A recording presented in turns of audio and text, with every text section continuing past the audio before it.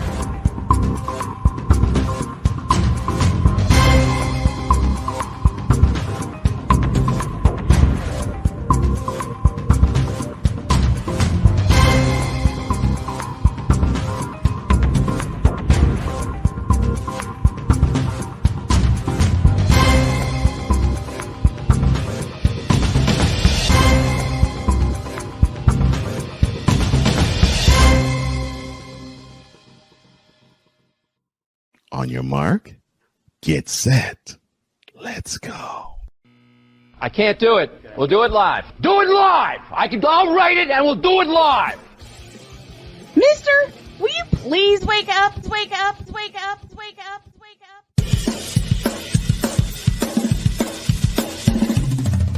Good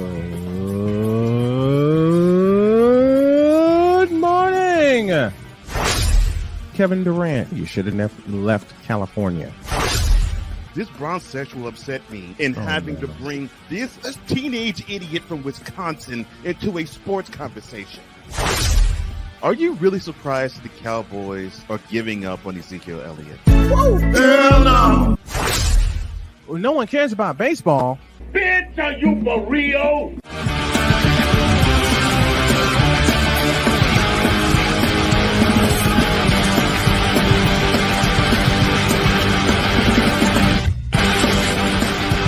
Oh, yeah! Time to get this party started on a Monday. Wait, time out. Is it this side? No. Hold on. Gotta fix something here. Now we're ready. Good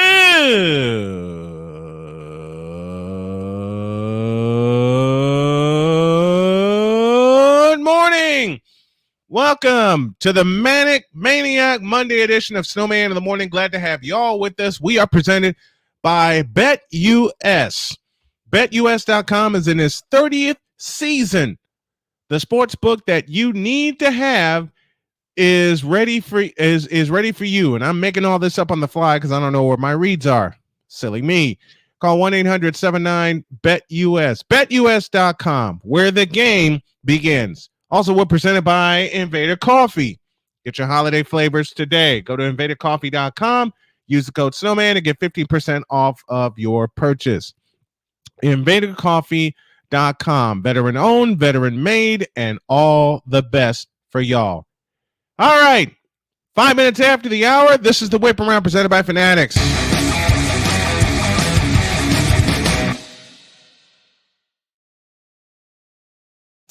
We start in Ann Arbor, Michigan, where the Michigan Wolverines became the first program to win 1,000 games after the 31-24 victory against Maryland on Saturday afternoon to move to 11-0 ahead of the regular season finale against Ohio State. They will not get 1,001. So, yeah.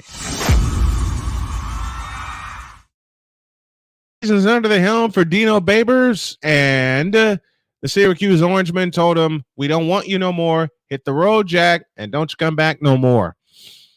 1 bowl season, 2 winning records, 1 bowl appearance. That is not going to get it done for Syracuse. Sorry. Next.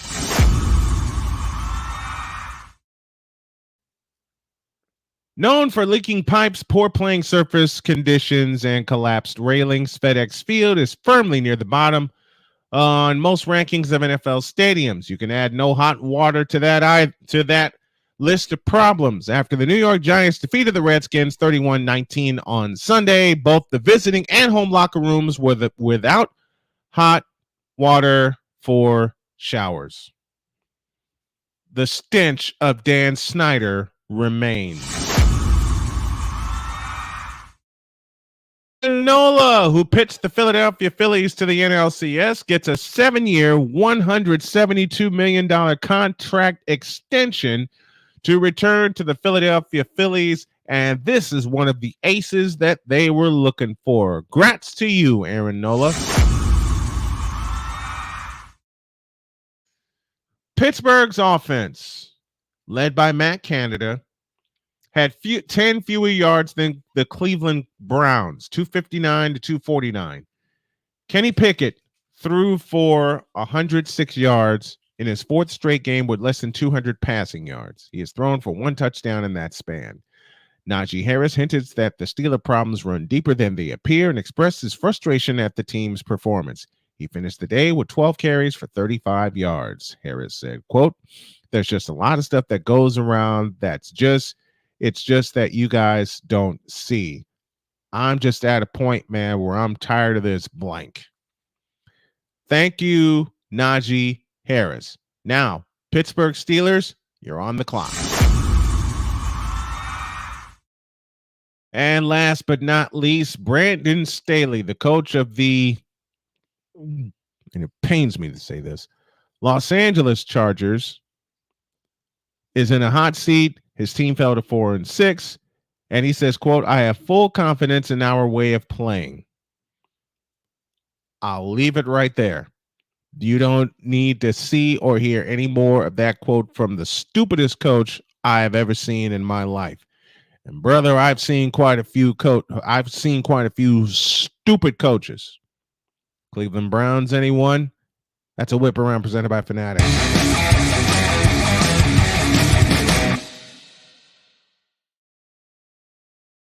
Now I'm going to have some fun. Let's dip into the Fanatics feedback zone as Raw Dogs decided to throw something at me.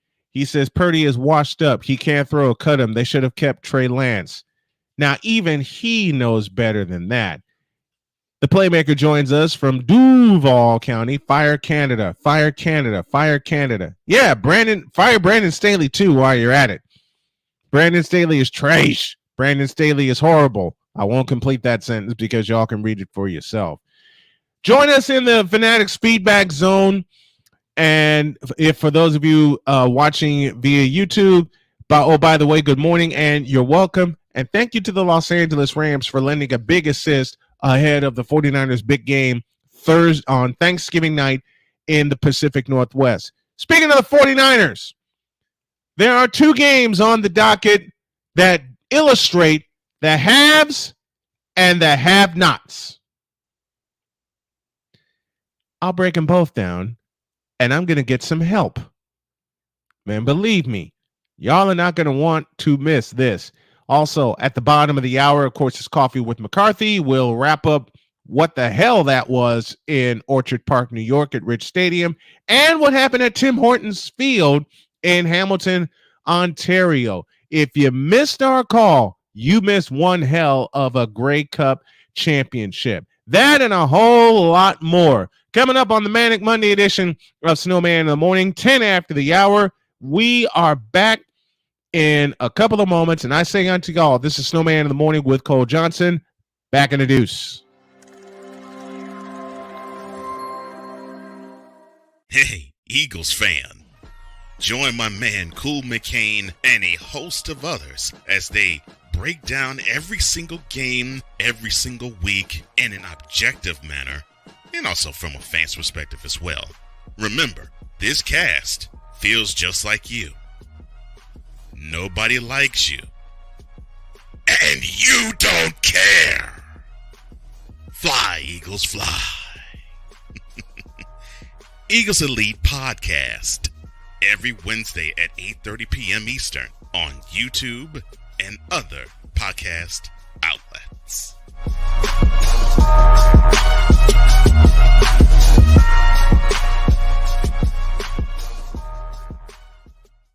Everything Boston. I love you morons. New Kids on the Block, New Edition. Dear whatever the law firm is. Sincerely, the U.S. Supreme Court. Ben Affleck, Matt Damon. Go yourself again, Jason Whitlock.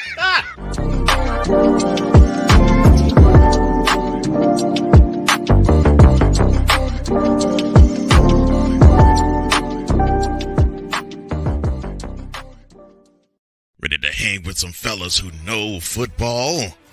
Let's ride. LC Muscles 28. I think they're the most overrated defense in the league. Steel Sermon. We did not trail for a single second. Tiny Tim. McCarthy is a bonehead. A Pizzle 90. I'm going with my boys. Fins up, baby. Get ready for the Four Horsemen of Pick'ems. Every Wednesday night at 10 p.m. Eastern, 9 p.m. Central on YouTube.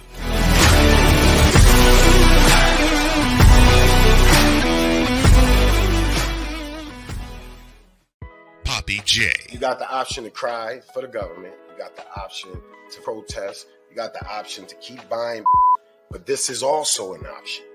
Wise El Jefe. We're the first tech geeks. We're the first gamers. We're the first everything. Everything. Like Gen X's, we are the ones. BS3 Network proudly presents the crew from the New York boroughs who never wants that smoke. Nah, they want that fire. Poppy J and Wise El Jefe. Fridays at 9 p.m. Eastern, 8 p.m. Central. Check your local listings for your viewing and listening pleasure.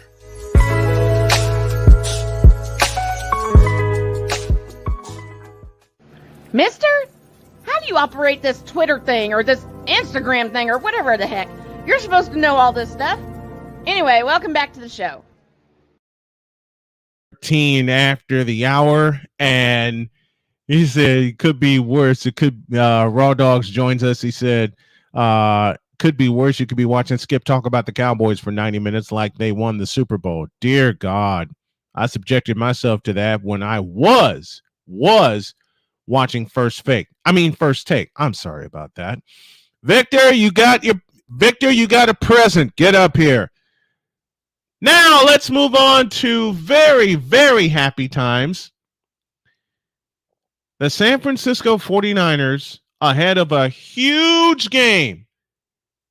Thanksgiving night in Seattle, in which we're going to kick the Seahawks' ass. Beat the Tampa Bay Buccaneers for the second straight year, 27-14.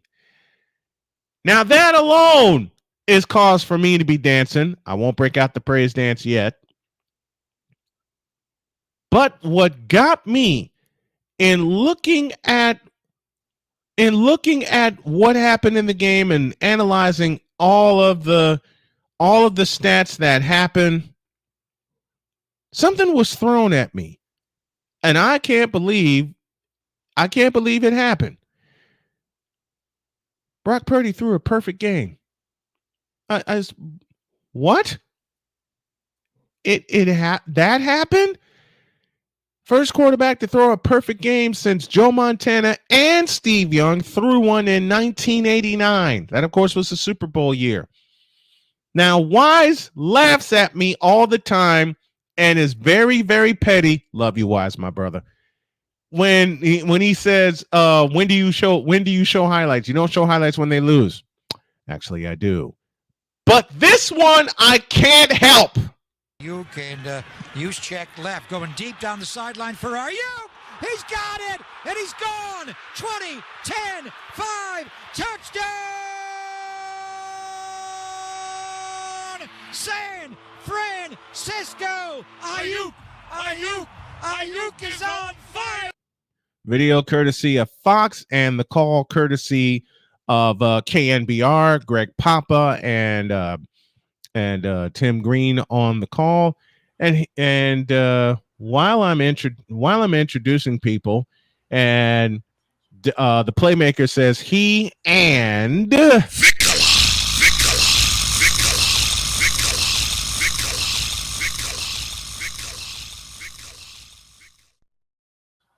need to be on the show at the same time.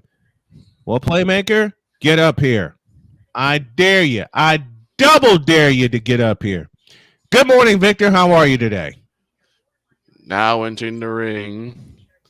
The only man to call Canadian football games like his second home is Quebec. Waiting this morning at mind your own dang business. The only man to kick cancer on his keister and tell him, don't you come back no more. Which I did. My brother, the Kingpin, Brian, the Snowman Snow. Thank you. What's going on, brother? How are you? We had this discussion while I was going to pick up Sonya this morning. There are two games in this segment we're going to break down. Of course, the Niners beat up the Buccaneers 27-14 to the tune of, 420 yards. Ouch. I got tired of calculating the yards because I was focusing on that as well as the Grey Cup, my call with Ryan, which we'll discuss next segment. Which was a great call, by the way. Thank you. Hey, Ryan, listen, Ryan made it all happen. You know, he made the simulcast happen. So much kudos goes to Ryan McCoffey. In this San Francisco beatdown of the Buccaneers, 420 yards, 333 of them courtesy of Brock Purdy, who now etches his name in stone along with two of the greatest quarterbacks to ever play the game, Joe Montana and Steve Young. Only three quarterbacks ever to throw a perfect game in 49er history. Right. What say you, sir? You know what? Absolute congratulations to the young man. If you have not believed in Brock Purdy yet, you really should start. He's proven himself. He's proven to come back from concussion protocol to throwing a perfect game from his UCL injury. Yeah. Now against the Eagles in the NFC Championship, in which I happily say the Eagles kicked our ass. Yep. All right. I'm not even tripping. And I kind of knew it. Everyone kind of. I mean, it's the Eagles. Thank you. It's the Eagles. It's the Eagles. I will say this: a lot of people are going to say, "Yeah, but it's the Buccaneers." Well, I make this argument, and I make it for every team. Mm-hmm. The team that's in front of you, you have one job: kick their ass. Yes, I agree. Period. I agree. Every team, and this is me being fair to every team with whomever I covered. Mm-hmm. You have one job as a professional team: kick your opponent's ass to win. To win, yes, to win. Which is something that the Chicago Bears did not do. We'll get to that in a moment. 21 of 25, 333 yards. He threw 3 touchdowns, no interceptions. Only complaint that I have is something we talked about before, and y'all have heard me say it on that 49er show. He was sacked 4 times. And that's, again, I don't think that's so much of him, but just the offensive line showing cracks in the armor. Yeah, it's a line that really needs to get it together, especially now with the stretch that's coming. Seattle Thursday, 10 days later in Philadelphia, and then home against Seattle. But even given all the chinks in the armor, and brother, there are some king size ones we still need to fix because we lost Talanoa Hufanga possibly for the season with an ACL injury. Right. 115 yards rushing to 66, 420 yards of offense.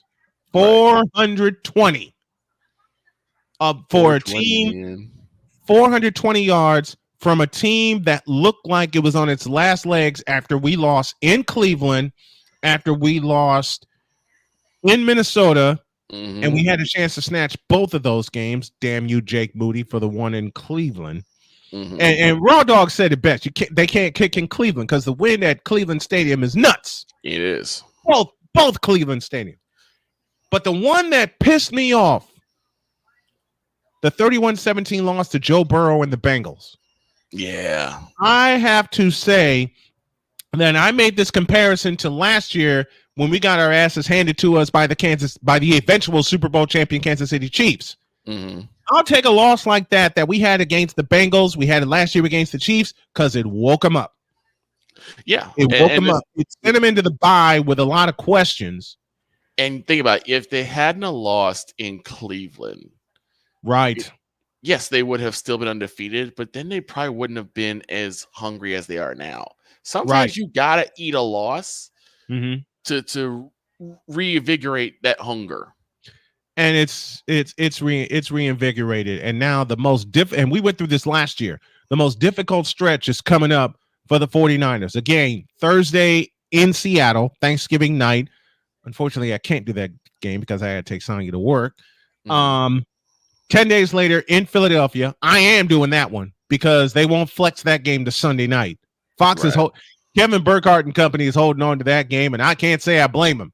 They should, because it's a preview of the NFC Championship. They absolutely should. And then 7 days later, they host Seattle in a game which essentially could clinch the NFC West.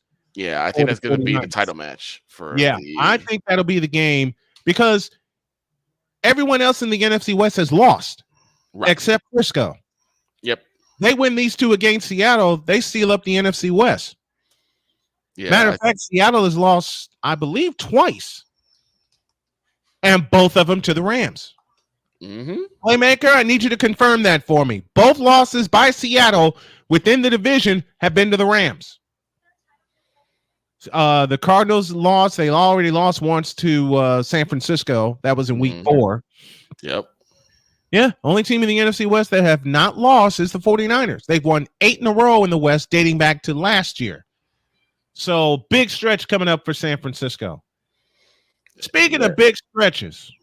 Uh-oh. How can you lead 26-14 heading into the money period? We're in Detroit.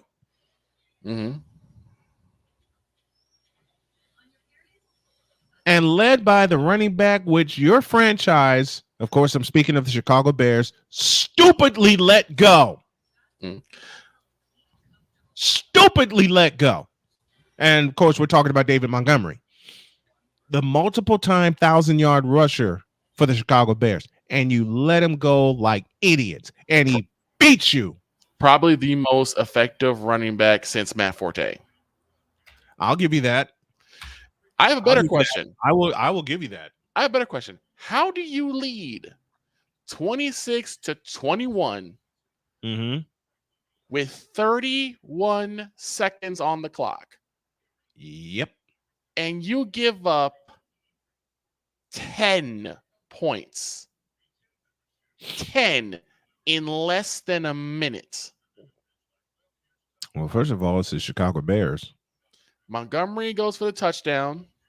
And they get the 2-point conversion, making it 29-26, which means that the Bears, in order to at least tie, they have to go down the field.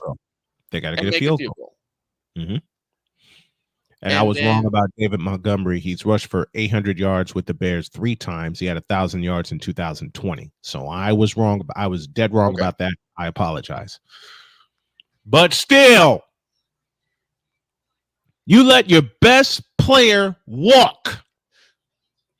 Because they're idiots. That front office is full of fools. It's full of fools. They're full of morons. Matter of fact, I have a perfect answer. I have a perfect answer. 2 perfect answers to this. First of all, how do you let David Montgomery walk for a cheaper price in Detroit? You fool! You deserve everything you get. And secondly, I gotta play this for you, Victor. And this is courtesy of Cole Johnson and Wise El Jefe. They let David Montgomery walk. Got me up. I've never seen a team willingly give their identity away. They have willfully given their identity away. I'll tell you why. The Bears, New York Jets, C Cleveland Browns, C dear God in heaven, forgive me and help me. See San Diego Chargers.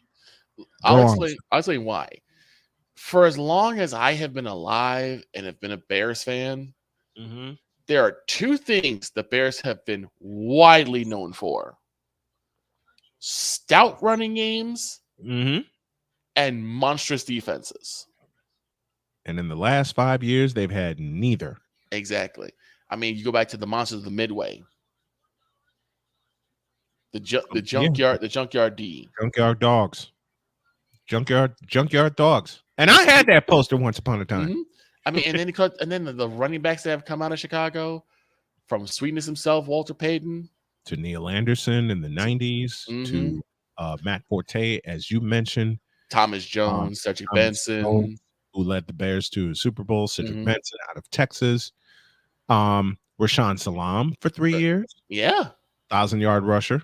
They've had a stable of running backs. Yeah.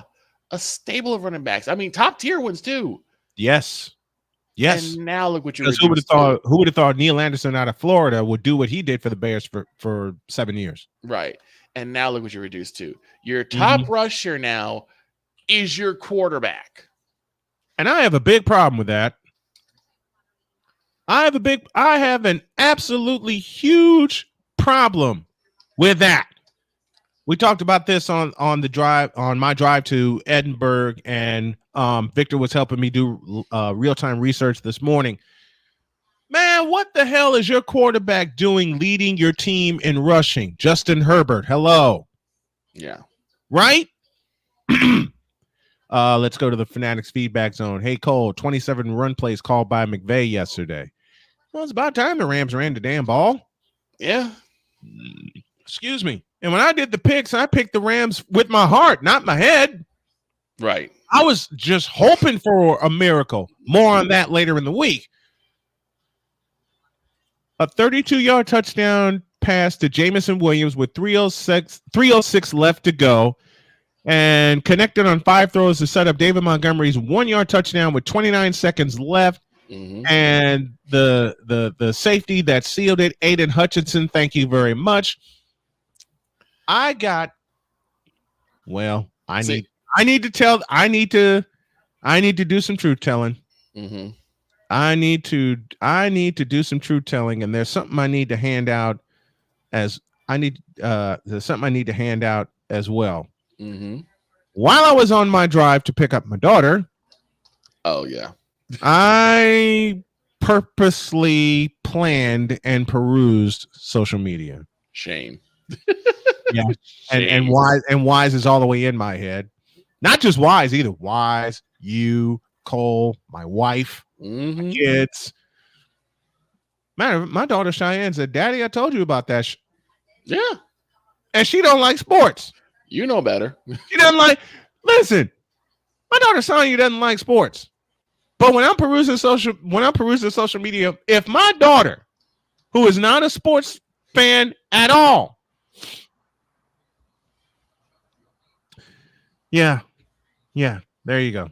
That's all you need to hear. Ryan just sent me a picture. Oh boy, Ryan, you ain't right. I love you like a brother, but you ain't right for what he just sent me. We'll talk about this when Ryan comes aboard.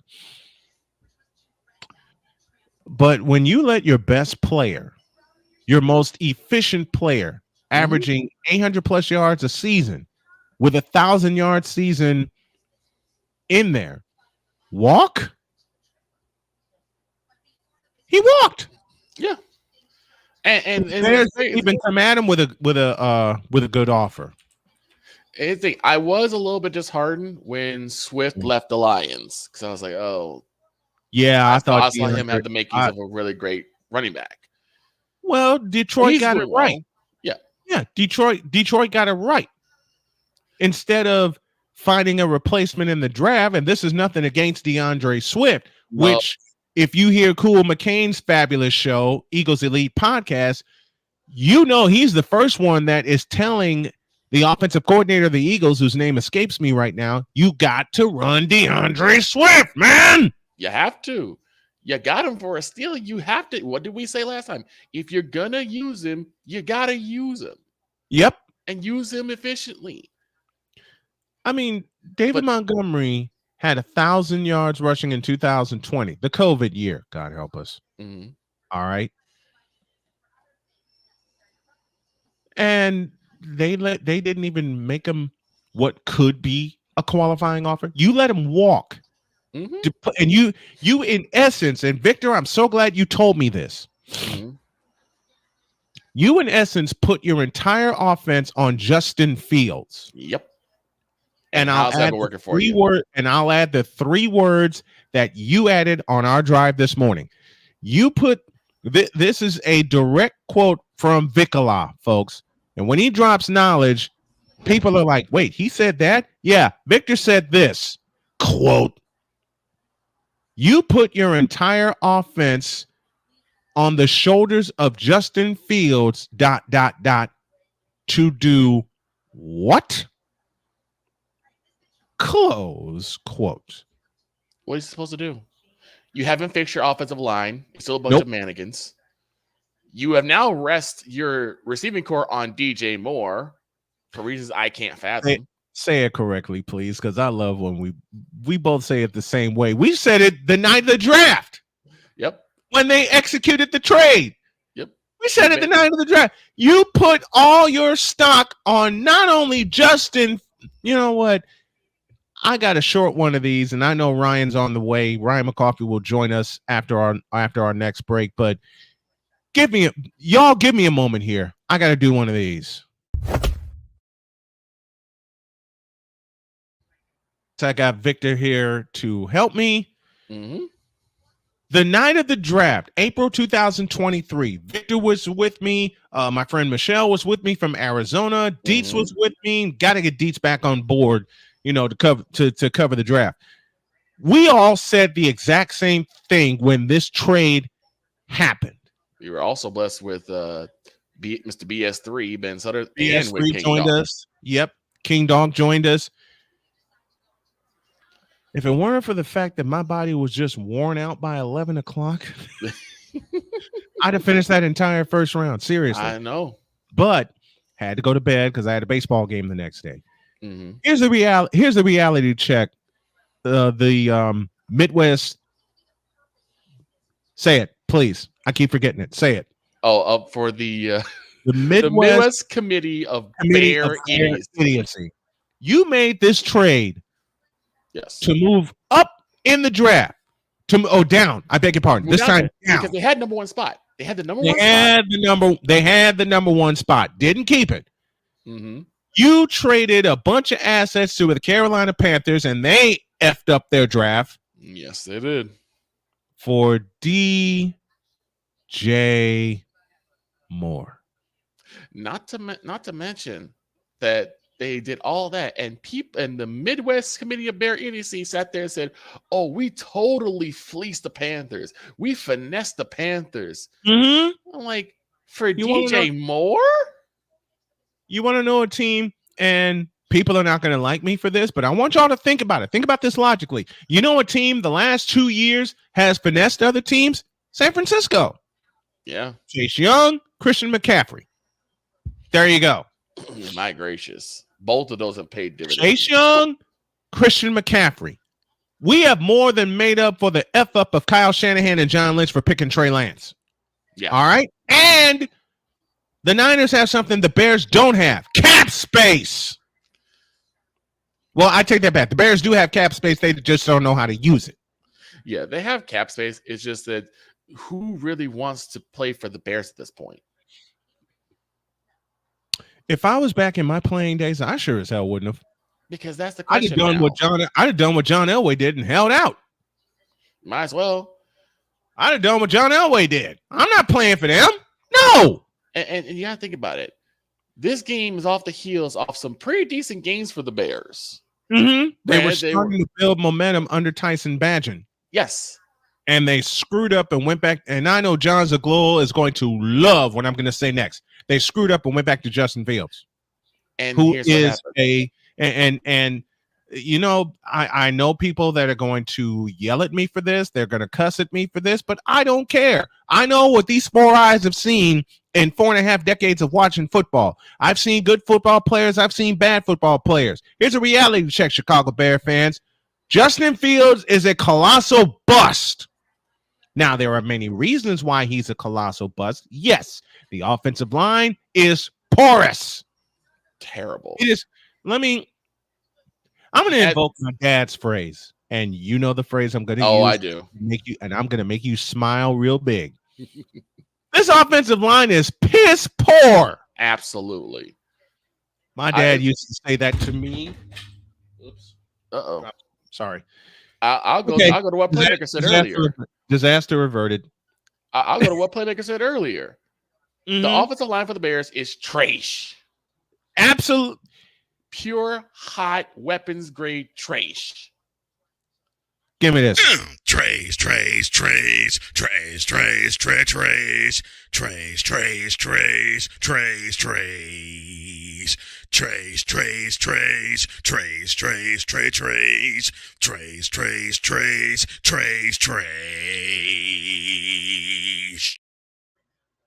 In short order, Bears, you messed up when you let David Montgomery go. You messed up even more when you put the offense on the hands of Justin Fields.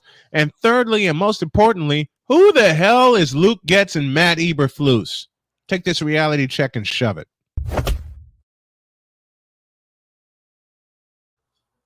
That is definitely going to be a short later. Running a little behind. Ryan McCoffey's on the way. We're back after this.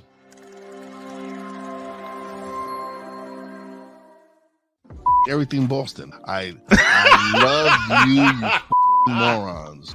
New Kids on the Block, New Edition. Dear whatever the law firm is. Sincerely, the U.S. Supreme Court. Ben Affleck, Matt Damon. Go yourself again, Jason Whitlock.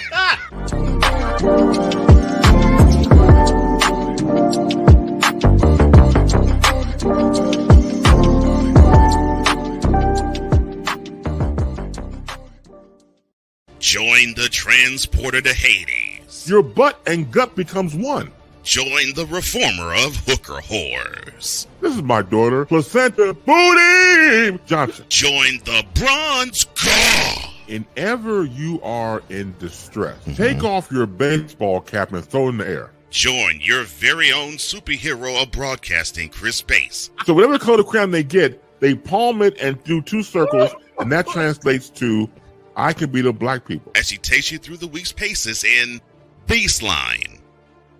Live every Saturday at 8 a.m. Eastern, 7 a.m. Central, Pacific Time Zone people, just stay asleep when this is on live and just catch the recording. Oh, I'm sorry.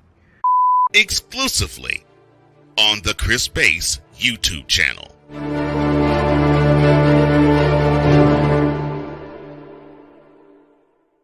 Ready to hang with some fellas who know football? Let's ride. LC Muscles 28. I think they're the most overrated defense in the league. Steel Sermon. We did not trail for a single second. Tiny Tim. McCarthy is a bonehead. A Pizzle 90. I'm going with my boys. Fins up, baby. Get ready for the 4 Horsemen of Peckham's.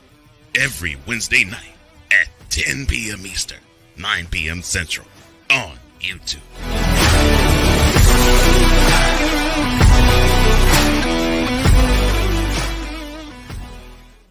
Mister, how do you operate this Twitter thing or this Instagram thing or whatever the heck? You're supposed to know all this stuff. Anyway, welcome back to the show. After the hour, if you want to advertise with us, drop an email to snowmanmultimedia@gmail.com. That's snowmanmultimedia@gmail.com, or give us a call at 317-762-8567. That's 317-762-8567. That, of course, is our Indianapolis office. Now then, me and Ryan are about to fight. Oh, no. And I mean this very, very playfully. Now, it is time, since I said that, and thank you, Jody, for this. I will make sure I clean it later. It's time to sip some coffee.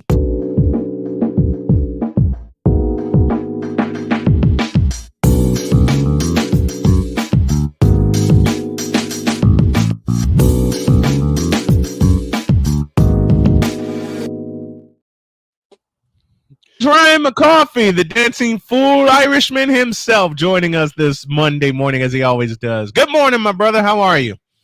You mean the Irish Italiano villain, Brendan McCoffey? It is the international Irish Italiano supervillain Espresso McCoffee. Hey yo! Now, I have a bone to pick with you. When don't you have a bone to pick with me, man? When I'm sick, when I'm in the hospital, and when I'm not laughing. That's why I pick bones with you, so I can laugh. Fair play. Fair enough. Fair enough. Go ahead. What's your bone? Y'all, Ryan sent me a gem about 20 minutes ago, courtesy of Scooter Magruder, a channel I love watching. Love Scooter Magruder. Now, with the announcement of Jimmy Johnson being put in the Dallas Cowboys Ring of Honor, which is overdue, by the way. Long overdue. Yeah. I was minding my doggone business. I was minding my doggone business, running through the show, and then bam! Hold on. This piece of bleep. Let me read this. Are you sure you want to Well, read that? you gotta do it right. You gotta do it right. Open it. Oh Lord. Yeah, we gotta do this. We gotta do this right. Scooter Magruder said, quote, Jerry Jones is putting Jimmy Johnson in the Ring of Honor. The curse will be lifted. The Dallas Cowboys are winning the Super Bowl.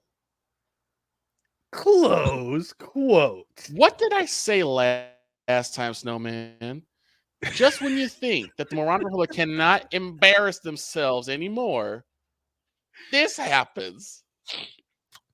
Now, what did you also say after last year's play, after this past January's playoff game? 15 seconds. Look, and I sent this to a group chat. I said, and I wrote, apparently the Moronic Republic, thank you, Victor, thinks the Cowboys are, quote, cursed, unquote, since Gerard fired Jimmy 30 years ago.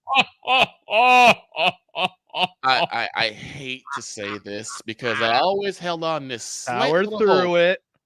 I had this slight little hope that the Moroccan Republic was just slightly more tolerable than than Cubdom. That has since been wiped away. Hell no. This is since wiped away. Because how in the world do you sit there with a straight face and say that now that Mr. Johnson is in the Ring of Honor, which he should always have been, thank you,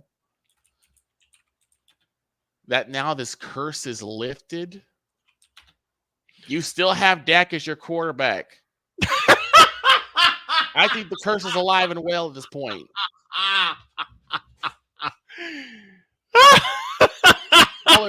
Star running back. I think the curse is still alive and away. I think the curse is still alive and well. In other words, what Victor is telling the Moronic Republic of Cowboy Nation. Shut up, bitch. Please. Am I wrong in that assessment? No, you're not wrong. Because I gotta deal with everyone saying, what is wrong with your fandom? And I just like, we're going Super Bowl, right? We're going Super Bowl, right? Listen, I've known about this fandom since the 1990s. No, check that. I've known about this fandom since 1981. Okay? And more importantly, since January 10th, 1982. And y'all know what happened then. I won't play it. Right. But sometimes you want to look at the Moronic Republic of Cowboy Nation and scream out loud. Bitch, are you for real? The sad thing is they are. Yes. Yes. They are for real. They are. I apologize, Mr. McCarthy, that you had to see that. Okay. Listen. I also apologize that the dancing clown has your last name. Look, I also all I gotta say is I don't find this ish. This ish finds me. Okay. Yeah. Listen, we agree. We agree. Yeah. Along with you. Cole was the first one to tell me this when you know who pops up. Yeah. Now it's spread to the Cowboys. Now it's spread to the Chicago Bears. God help me. And I'll leave it there. Ryan and I called a terrific game yesterday, and it was this one. The Montreal Alouettes stormed back from 10 down at the half and denied the Winnipeg Blue Bombers on a last-second walk-off touchdown, 28-24. And one of the greatest plays I ever saw was Austin Mack in the third quarter, and this was their quick scoring drive. Yep. Absolutely hauled in the most ridiculous one-hand catch I've ever seen in my life. Highlight catch. Absolutely unbelievable. Seeing it while it happened, I was in like you, Snowman, I was in shock. That was just an incredible catch. We saw some. It wasn't just Austin Mack who made some incredible catches. There were really great catches on both sides of the ball. On both sides of the ball, yep. Kenny and the King. And I had to refrain all game long from saying Kenny the King Lawler. Yes. It was a total palate cleanser, and you guys did a phenomenal job calling it. It was from the game I will not mention because I'd rather stick icicles in my eye. No. We are not mentioning that game. No. Positive vibes only today. This is positive. This is positive right here. That was one hell of a great game. Unless you're a Winnipeg fan, then it's I'm putting even I'll say this. Even if you're a Winnipeg fan, you saw one hell of a game. If you're a Winnipeg fan, you saw one hell of a game because when Ryan and I was doing our extended pregame show, there were Stampeder fans. There were Blue Bomber fans and Alouette fans, but there were fans of the Stampeders. There were some for the Lions, even a few for the Saskatchewan Roughriders, which is Rod Peterson's home base. But what I love about the Grey Cup, and Ryan, you pointed this out to me when we first came on air, fans from all across Canada try to make that game. It doesn't matter if you're a fan of the two competing teams or any of the other teams. Doesn't matter if you're a fan of the Ottawa Renegades or the Ottawa Roughriders from back in the day. It doesn't matter. Even some Baltimore Stallions. Yes, Baltimore Stallions were there. They represent well. They still follow the Alouettes because that's their team. If you were a fan of football, you were watching the Grey Cup championship. And we sat there. I can't complain. I can't complain about the game or the result. And kudos to Cody Fajardo, who, they were down 17-7 at the half after being turned away at the goal line. Yep. And that second half, we said after halftime that Montreal needed to strike fast. How about 3 plays and they're in the end zone? Man. Yep. 85 yards. Including that catch, including that Austin Mack catch. I mean, listen, there was no way Austin Mack should have made that catch. None. No, because that was one of those prayer throws. You throw it up and you pray for either a catch, which we saw Austin Mack make, or a defensive penalty. Yep.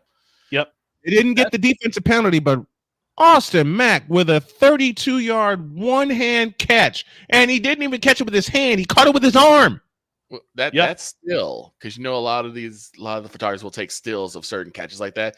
That still is going to be in their Ring of Honor. It has to be.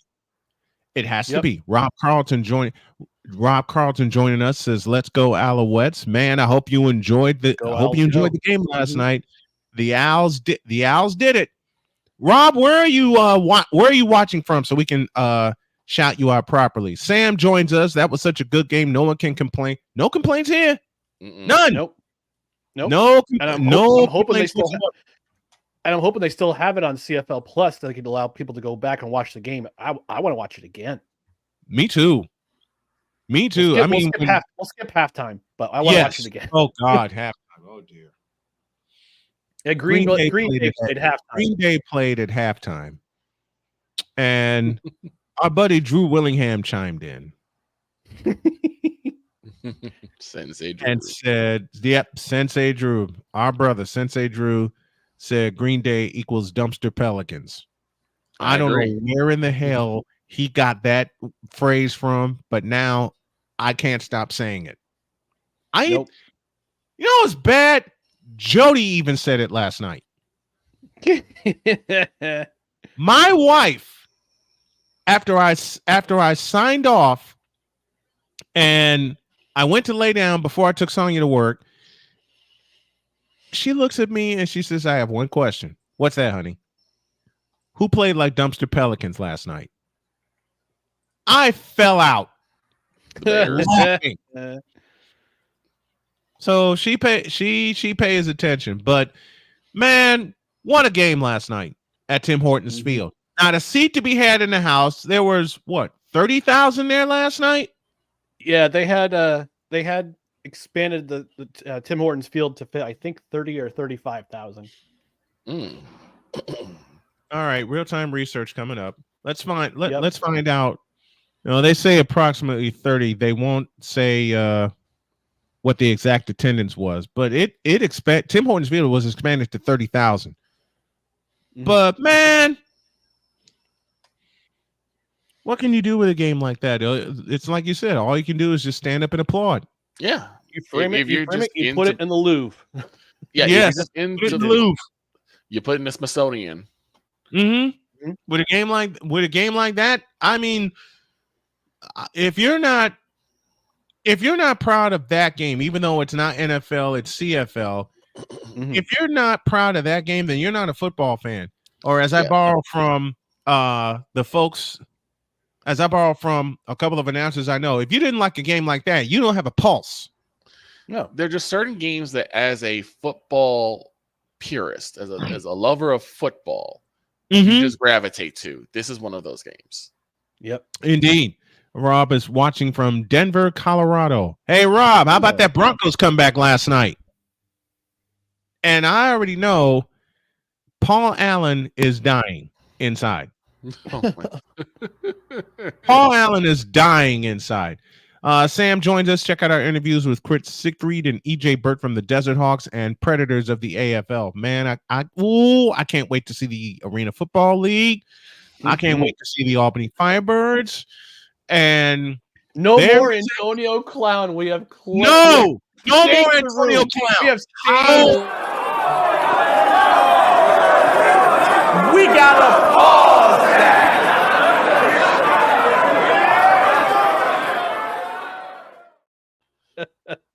Snowman. Of course. Snowman. Of course. Praise dance. That just the fact that Antonio Clown is no longer involved in Albany. Yeah, we have staged MVP arena of that particular individual. All right, here you go.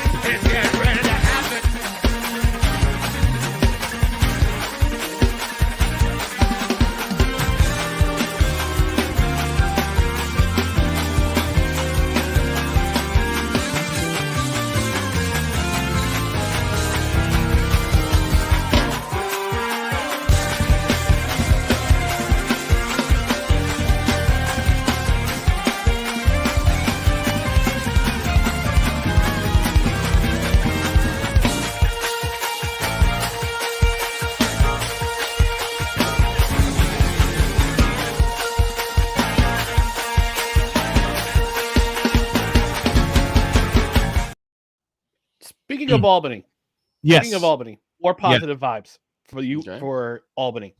Let's go. University of Albany football team, the Great Danes, were co-champions of the Coastal Athletic Association, their first title since joining the conference, and this will be they're making their third appearance in the NCAA FCS playoffs. They got a first round bye. They're the fifth seed in the playoffs. I hate you say that, Ryan, but it fits. It fits. Big Discussions joining us, big time Michigan fan. I was born in Albany. Nice. Hey, look at Very that. nice. Bring back the Zubaz pants for the Firebirds and the old school helmet uniform and the Phoenix. Yes, the Phoenix helmet. We need that. Got to bring back the Phoenix helmet. Calvin gonna say, Rogers joins. Calvin, where are you watching from? Are we going to talk Sandlot football, i.e., your Niners and the Browns? Listen, first of all, Calvin, we got to have a shout to Calvin for joining us last night. Yes, Calvin was there for the whole ride last night, and we love you for that. Victor joined us. A couple other folks joined us as well. I had a blast working with you, Ryan, and now I can't wait until January 4th at the Rock when the Blackhawks play your New Jersey Devils. And you're going to be there, so I may do that solo. I may wind up doing that solo. I'm hoping to be there. Yep. Yeah. And I was one of the individuals. I said this before when someone asked me about Mr. Clown. Oh God. They were like, what are your thoughts on him? I said, well, the thing is, I was one of the people that said, and Snowman, you remember we did some of the Brian Snow show. If he needs help, he needs to ask for it. If there's something mentally wrong with him, he needs help. But it seems like that's not the case. He just wants to do stupid stuff for stupid stuff's sakes. Yeah, play stupid games, win stupid prizes. Here's your answer. Yesterday's attendance, 28,808 at Tim Hortons Field. Okay. 28,808. What's the capacity? But we saw from all the close-ups, not a seat to be had in the house. No. Not a seat to be had in the house. And next year it's going to Vancouver. And the last time it was in Vancouver was 2014. And they had 52,056. Oh boy. That was Calgary Hamilton. Yes. And the Stamps won 20-16. The highest attendance I've seen so far was 2008 at Olympic Stadium. This is what I've seen so far. 66,308. 66,000. What year? Because I might have been there. 2008. Okay, I wasn't there for that one. I went in 2001. 2001 Olympic Stadium, 65,255. Yep. Oh, here we go. Wise is still being petty. Being petty. Super petty. Of course he is. Yeah. Talk to me in April if you could do that in April. What happened to that 2-0 lead in April, Wise? Oh, I know what happened. I know exactly what happened. That quick 2-0 lead by the Rangers in April wound up dissolving in a Game 7.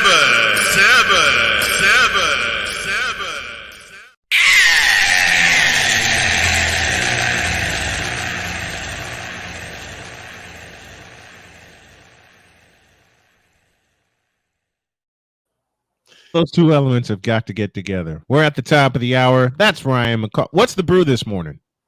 Before we go, water. Water. Same here. Yeah, I had my morning brew already. We're good to go. For the rest of the day. I had to drink a lot of water last night and this morning. Oh dear Lord, and I'm still drinking it before I have to go to work today. Fortunately, I only have to go for a little while.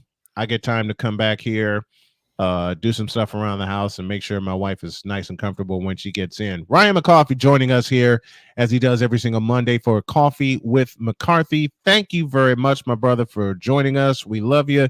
Can't wait to talk to you next week. This is such an honor. And to do this with Mr. McCarthy.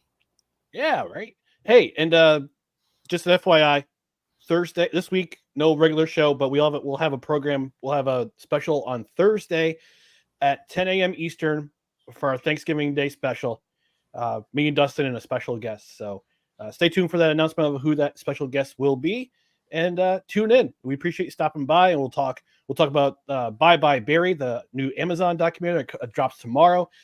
We'll preview the games for that day, and we'll do some more Thanksgiving sides tier makers. So come on down, 10 a.m. on the channel on Thursday. Don't watch the parades. Don't watch the parade. Watch the Thanksgiving special of No Credentials Required. Thank you, brother. We love you. We'll talk to you.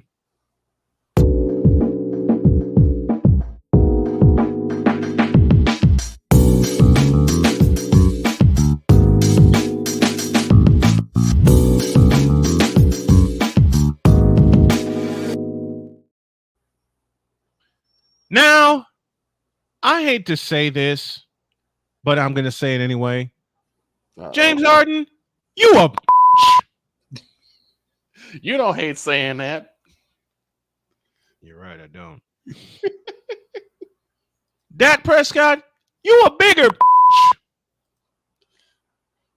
and Brandon Staley, good God in heaven.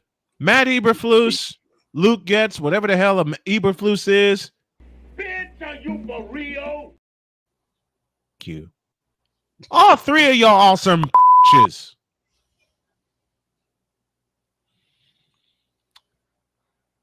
Second half after this.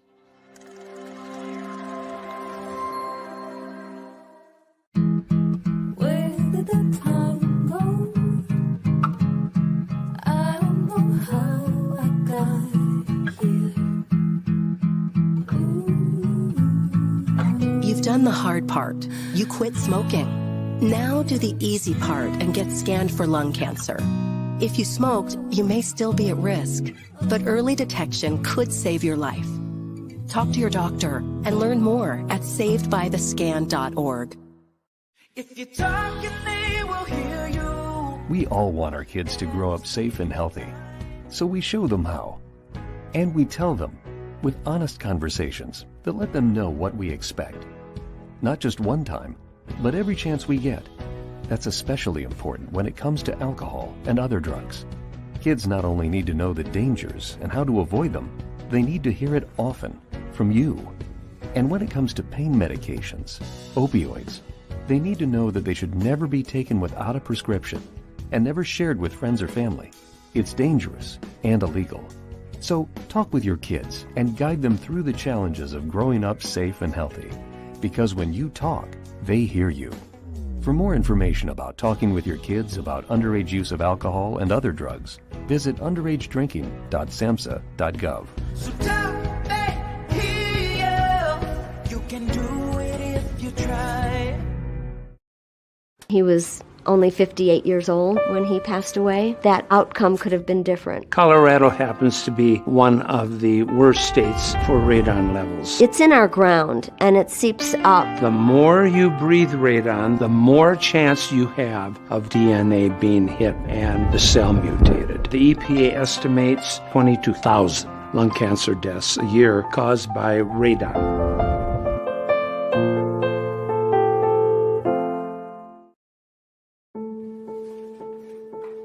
We all make choices. When it comes to alcohol, kids make choices whether to drink or not.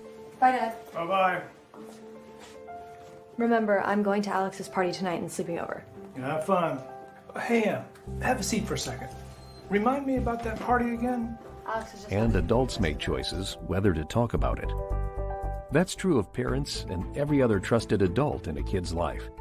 Kids want to know our expectations when it comes to alcohol and other drugs. They want guidance and honest answers to their questions.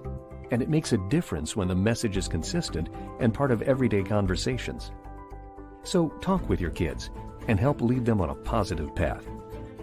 Because when you talk, they hear you. For more information about talking with your kids about underage use of alcohol and other drugs, visit underagedrinking.samhsa.gov.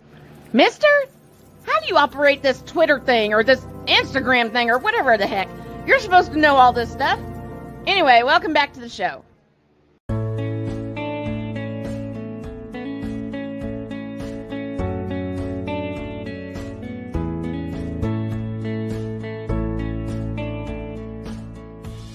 The following is a public service announcement from Wise El Jefe.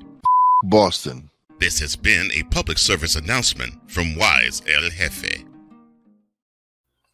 He would push that button. Mhm. Vic joins us here. Cole Johnson in the background. And let's go to the Fanatics feedback zone as we start.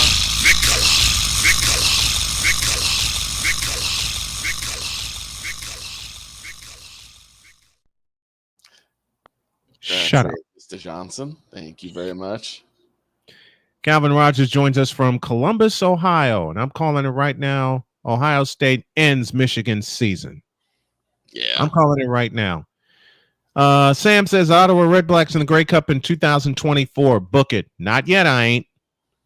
Prove it. That's all I got to say to the Red Blacks. And they should be the Ottawa Rough Riders. I'm sorry. Calvin says black coffee is his brew. What's your brew, Wise? What's your brew? Calvin says put out the notification. And I'm being invaded by a rising rhino. He's in the house with us this morning. And says, where all this, what shade did I throw? Who did I throw it at? Shut up, both of you. Another comedic uppercut. My chin's hurting from all the uppercuts he's given me for the past 7 years. Just tattooing today. Oh, he's tattooing me today.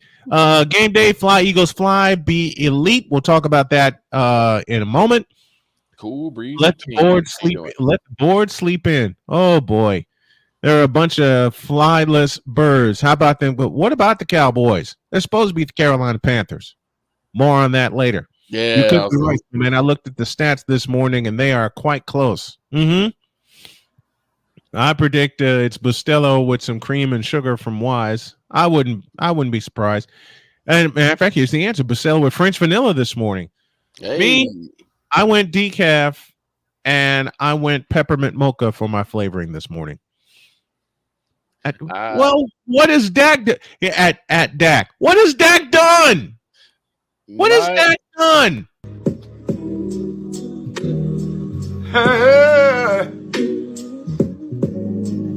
Ain't nobody calling me, texting me, paging me.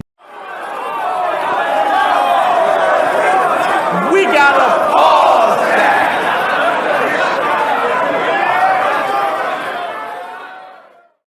No, again, we gotta delete that. Pause nothing. That's why we delete it. I'm sorry. I did that wrong. I did that all wrong. Oh no, there's more. Oh no, ladies and gentlemen.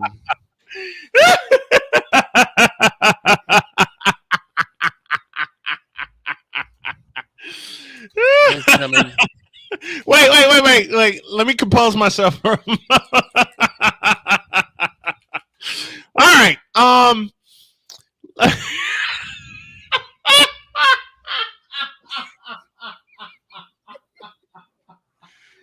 can't stop laughing.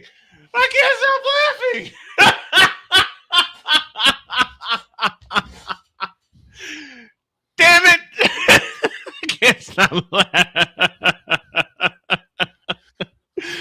Okay.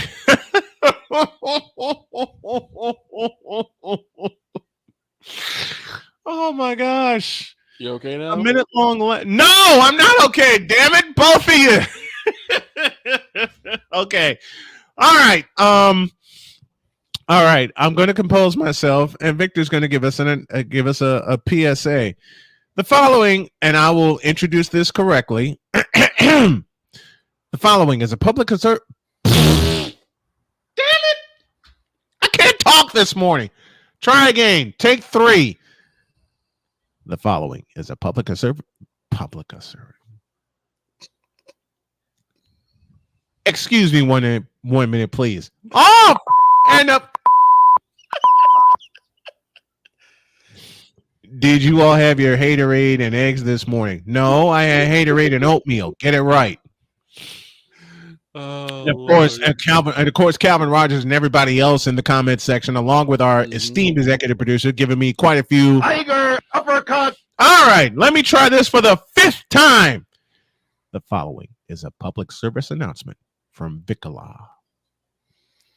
Now, when you look at that person, you just see a fan, a Cowboys fan. But what underneath the surface, is actually someone who suffers from a dread disease called Prescottitis.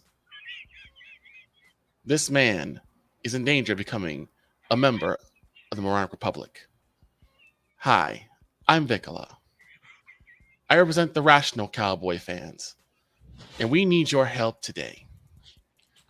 For just 25 cents a day, literally the price of a cup of coffee, you can save this poor soul from becoming a member of the Moronic Republic of Cowboys Nation. Because we need to stop idiocy like this. Just donate to the following cash apps: $ Tallman Dr. K and $ Host Cole Johnson. And please do so soon, because only you and only together we can prevent idiocy such as this. Thank you.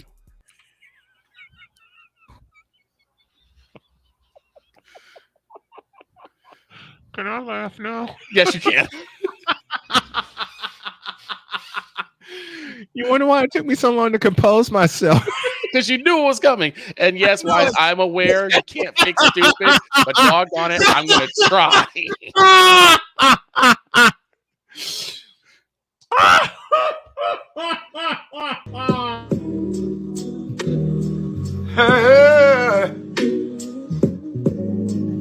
Ain't nobody calling me, texting me, paging me, asking me, are you still involved? Calling me, texting me, paging me, asking me, am I still involved? Y'all usually check on me. Listen.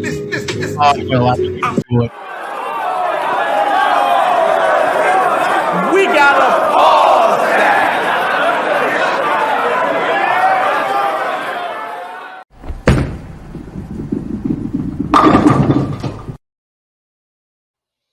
I couldn't do it. That has now I'm sorry, I couldn't do that it. has now become the I national couldn't do it. anthem. That is now the national anthem of the Moronic Republic.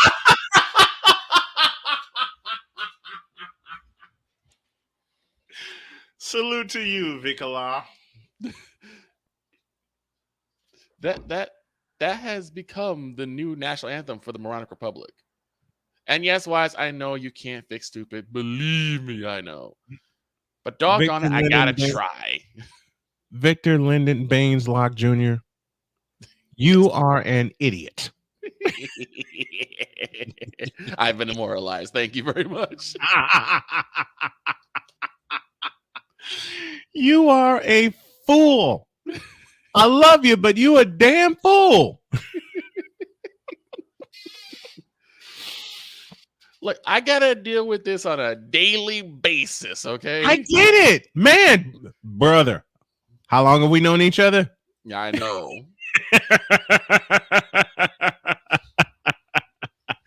How long have we known each other and have had this discussion? And it gets worse every single week. Gets worse every day. Think about it, gets worse every day. All right, since we're talking Jimmy Johnson, God help us. Jimmy Johnson will finally immortalize. Yes.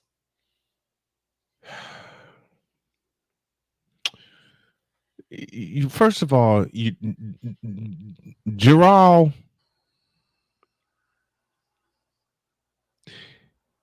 This is for you. No, not that one. This one. You can't do this. You can't fix stupid. And Gerald has been stupid since he fired Jimmy Johnson. Yes. Listen, and they refuse to acknowledge him. Every team has had one major error. Mm-hmm. Every professional team has made one major error. I can point out ours right now. I can point out a few of ours. Mm-hmm. Extending Colin Kaepernick, hiring Jim Tom Sula, hiring Mike Nolan, thinking Chip Kelly would be the answer at coach. Right. Drafting Trey Lance. And that's just 5 of the major errors I can point out with one of my teams. Right. With the Houston Rockets, Cole Johnson agrees. Letting go of Kevin McHale. Yes. Stupid. Very much so. Chicago Bears.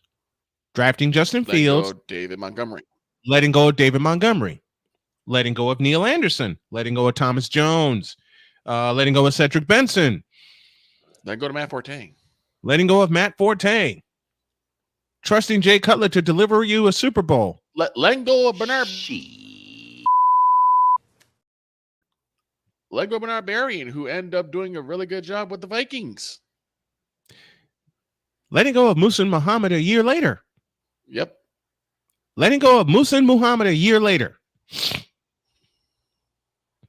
The stupidest thing that Gerald did was fire Jimmy Johnson. That was a dynasty in the making, and he should have left it alone.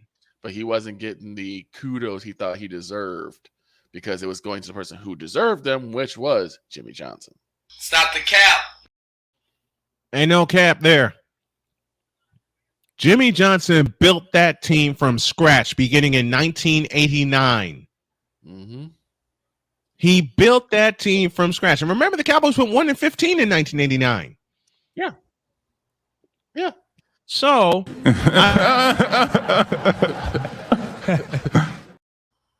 shut up, Wise.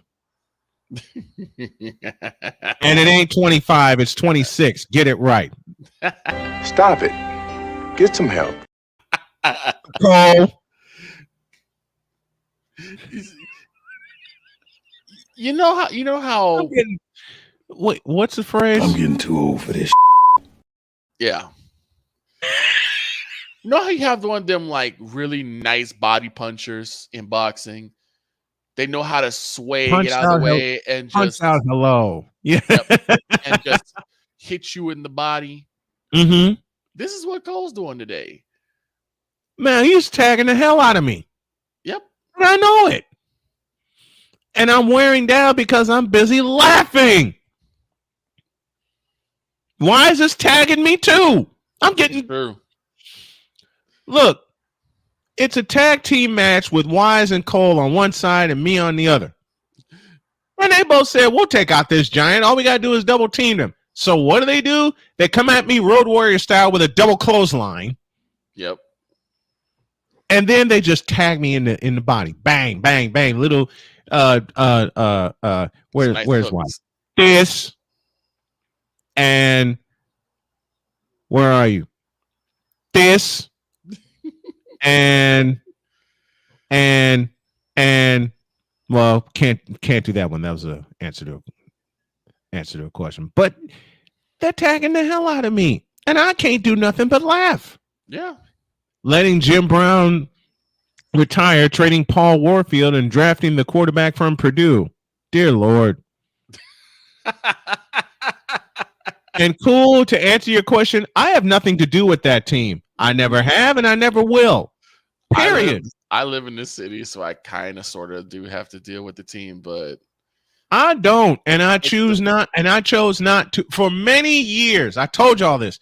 For many years, my mother would ask me, how can you be from Chicago and not be a Bears fan? It's pretty simple. When you're spoiled by great quarterback play, like, I don't know, Dan Marino, Joe Montana, John Elway, you kind of don't go back to me. You kind of don't go to mediocre.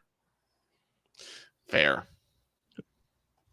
You don't go to me. You go to, and Wise, I know you're referring to Cowboy fans, but there's a couple of tags in that for me too, and I very much deserve them. All right, let me just be real. I very much deserve them. But what? Here's what I wanted to. Here's what I wanted to do. I'm going to do another short one of these.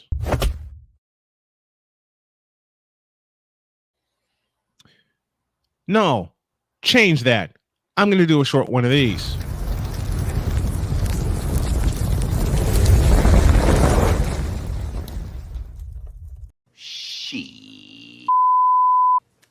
Like, wait, the playmakers? Let's say short. I'm going to make it one question to encapsulate both. Gerald, what the hell took you so long to honor someone that brought your franchise that you bought back to prominence? You stupid.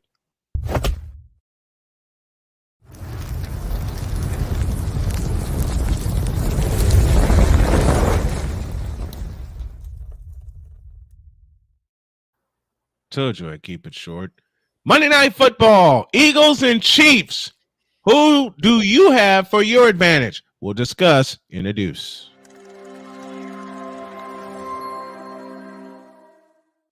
everything Boston. I love you morons. New Kids on the Block, New Edition. Dear whatever the law firm is. Sincerely, the U.S. Supreme Court. Ben Affleck, Matt Damon. Go yourself again, Jason Whitlock.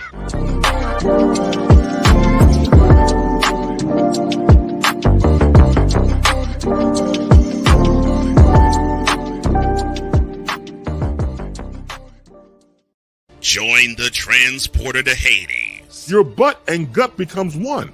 Join the reformer of hooker whores. This is my daughter, Placenta Booty Johnson. Join the bronze car. Whenever you are in distress, take off your baseball cap and throw it in the air. Join your very own superhero of broadcasting, Chris Bass. So whatever color crayon they get, they palm it and do 2 circles, and that translates to I can be the black people. As she takes you through the week's paces in Baseline. Live every Saturday at 8 a.m. Eastern, 7 a.m. Central, Pacific time zone people, just stay asleep when this is on live and just catch the recording. Oh, I'm sorry. Exclusively on the Chris Bass YouTube channel.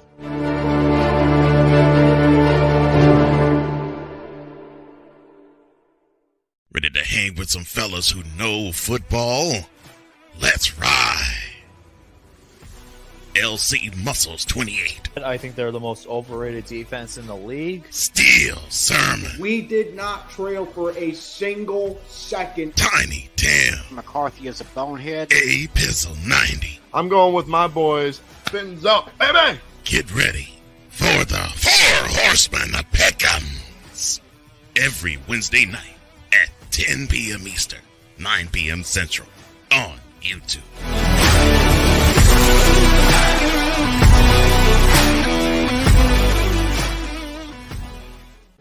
Mister, how do you operate this Twitter thing or this Instagram thing or whatever the heck? You're supposed to know all this stuff. Anyway, welcome back to the show. 'Cause we take this job so serious. The is that? Sorry, pardon me. My apologies. What in the all types of blue hell? This is Snowman in the Morning with Cole Johnson.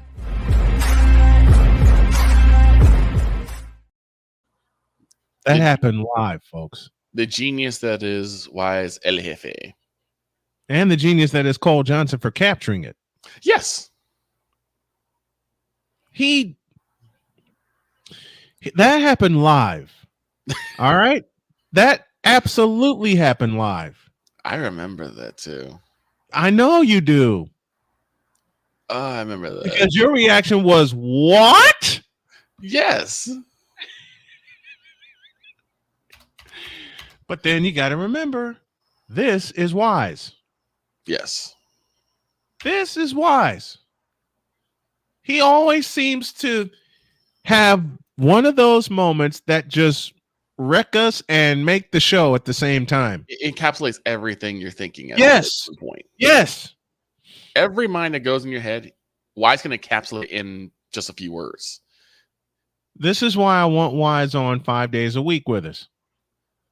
I would love that. That's exactly why I want you and Wise on 5 days a week with us. And if that ever happened, all I got to say is hold on to your seats. Oh my gracious. Hold on. If that ever happens, hold on to your seats. I have to express it. This could be wild, because that would be wild. Yeah.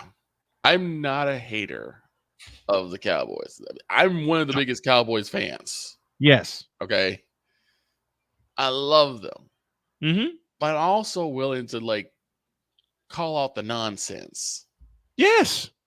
And I can't carry a tune, so you're not going to hear me singing about calling and texting that we still them boys. That's not happening. I cannot carry a tune. I can't carry a tune to save my life either. I'm not trying it. You didn't do bad singing the national anthem. I'm going to say that. Bruh. If you weren't my best friend, I'd sock you right in the eye. That was pressured. Yes. That was improvisation because I broke my damn monitor. Yep. I Damn remember. it. I remember I that. broke my monitor. On the fly. Look, I was so excited to not sing. Okay. Yes. I was so excited that we're this is 2007. We're at Ho Chunk Sports Complex. Okay. First day of CABA, which is the International World Series for youth baseball, travel baseball. I said, I said, there's no way I'm singing. I'll play every national anthem I'm scheduled to play. When you know it, I pack my monitor, I pack my computer, take off. And Victor called me and said, man, come get me. I fly out. Go get Victor, race to the grounds, and we had about 30 minutes to get everything set up. Right. 30 minutes. When you know it, I get everything set up, and I turn on my monitor, and there is a spider-sized crack. Yeah. Fran comes by on his tractor, and he says, now what do you do? And I'm like, oh, Victor comes by. And he goes, oh, boy. And I said, Victor, get out of here before I hurt you. Everybody came by my booth because they saw my computer. Like, what are you going to do for music? Shut the up. I'll figure it out. I had to sing the national anthem, and Gary T.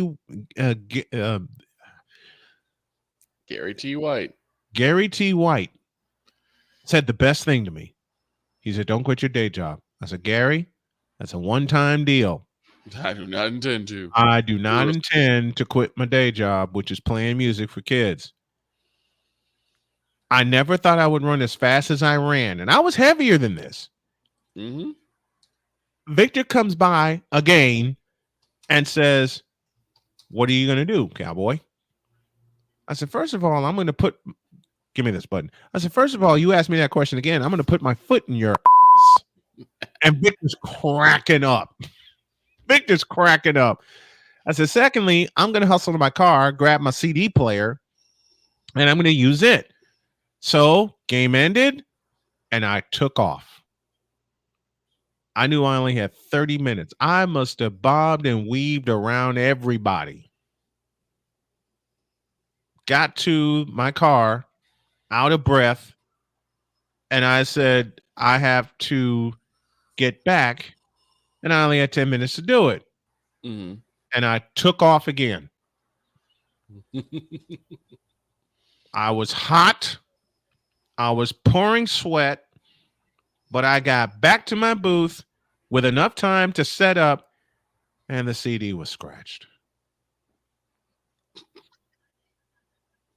So what does Victor do to ride to the rescue? He comes over with a couple of CDs that I cut for him, and he says, use these. Yep. Know what I did that night after we got done? Took my happy ass right to Walmart and grabbed a monitor.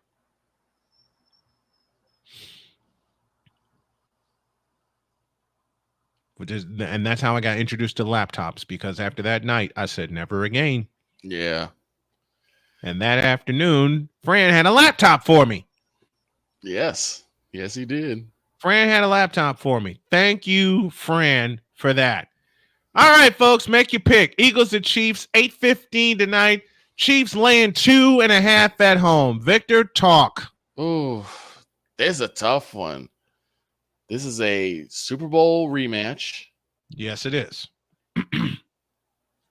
And the Chiefs are the Chiefs. Let's get that out the way. Yes. However, I am giving the edge slightly to the Eagles because the Eagles have shored up a lot of the weaknesses they had against the Chiefs during that Super Bowl. They sure have. So I'm actually going to put the edge on the Eagles. I think Swift is going to really make hay. I think Swift is going to get almost 200 I on believe that so too. Chiefs defense. However, my head says Chiefs, my heart says Eagles. I cannot make a pick. This is a Super Bowl rematch and a possible real Super Bowl rematch. Yes, they may be going back at That's it again. That's what scares me. Yep. This they may go be the back at it first again. two between these two teams.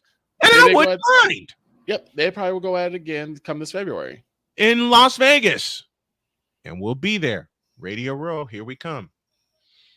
I'm saying it aloud. Radio Row, here we come. Doesn't matter who's playing in the Super Bowl, if it's the Eagles, if it's the Chiefs, if it's the 49ers, as long as it ain't the Cowboys, I'm happy. As long as it ain't the Raiders, I'm happy. And I don't think you have to JB worry the about Chicken- that. I think JB the Chick is going to yell at me for that statement. I don't think you have to worry about that. Oh, speaking of Vegas, let me give a welcome to those on KSHP in Las Vegas, KSOS in Salem, Oregon, WIRUDB in Chicago, and WLEO in Baltimore. Now, I'll go ahead and make a pick. I'll go with the Chiefs, but I'm going to take the points. Okay. And I wouldn't be surprised if it goes an extra period. Yeah, to I'm decide the game. gonna go Philly. I'm taking the points as well. Like I said, Yeah, I'm taking the points. With the addition of DeAndre Swift, you have now a even more solid running attack. And a more dynamic running attack with DeAndre Swift, which is the one thing I said the Eagles have needed for a few years now, which is that dynamic running back and that bell count running back. They now have it with DeAndre Swift, which is something the Chiefs are missing with the injury to Clyde Edwards-Helaire. Yes. That's a huge loss for Kansas City. Yes. We'll see what happens tonight at Arrowhead Stadium. And I had the pleasure of seeing Arrowhead Stadium on our anniversary on my vacation. Now, where are we going to go this year for vacation? We don't know. But I do know where I'm going to be December 21st, and that is inside the United Center. More details later. Advertise with us, snowmanmultimedia@gmail.com, or call 317-762-8567. Now then, we have one more piece of business, and here it is.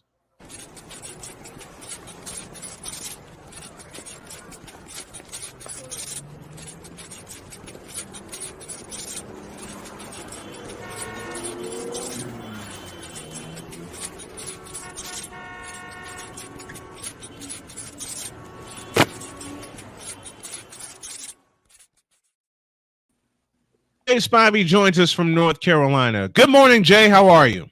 Doing well, sir. How are you? I'm doing good, man. Mr. Spivey. I love having Jay on with us because it gives me a chance to say this out loud in the face of a couple of Carolina haters that Spivey and I both know. Except for the Hurricanes, every other team in North Carolina sucks. Period. Well, except for Wake Forest. The two Charlotte Pro teams are absolutely horrible. Mm-hmm. Is there any way they can turn that around though? I mean, the Carolina Panthers they have to blow it. What? Can I answer that question, Victor? Mm-hmm. Is there any way the professional Carolina teams, save the Hurricanes, can turn it around? I'll answer that in two simple words. Hell no. Hell no. To the no, no, no. Hell to the no. Hell to the no. To the no, no, no. Once again, Cole Johnson hits us with a Tiger uppercut. in answering that question. When I met Jay, Jay flat out told me, I don't like these Carolina teams. I said, Jay, to be perfectly honest, nor do I. We were being when a certain person was producing my show 3 years ago, we were being forced to talk about stuff we did not want to talk about and not how did he say, deliver bad information. Jay has not failed me in delivering bad information because he's always spoken the truth on this show. And Jay, I am proud of you, and I thank you for staying with me on this show. That. Thank you. Let's start with the Panthers first. It's generally easier. It's generally easier to win in the NFL because of the way the system's set up.